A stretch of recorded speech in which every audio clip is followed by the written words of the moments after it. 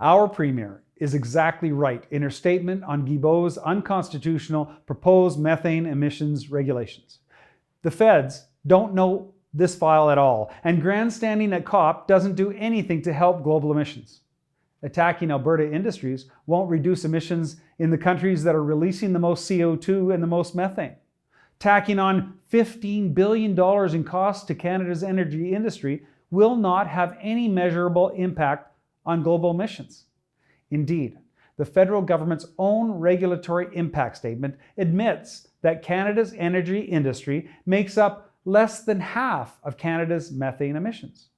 So instead of attacking Alberta's energy industry, Trudeau and Guilbeault should get out of our way and let us export LNG to Asia and help them get off of burning thermal coal.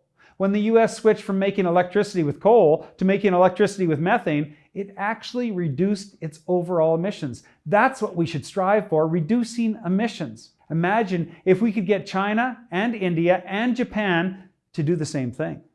Japan wants to buy our LNG.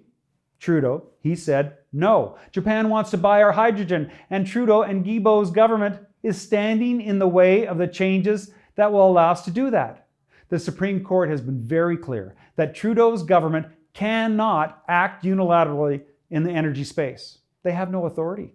They have no ability to regulate this space. They should work with Alberta to do this right and to do it in a way that industry can get behind, because let's be clear, Alberta is #1 in the world in reducing methane emissions, and industry cares about reducing methane emissions. That's why we hit our 2025 goal 2 years early. Alberta does methane emissions reduction better than anywhere in the world. The rest of the world is taking lessons from Alberta. Guilbeault and Trudeau should butt out and leave this up to Alberta industry. Working with Alberta industry, this Alberta government will get the best results. We don't need Guilbeault or Trudeau interfering in a space that they know nothing about.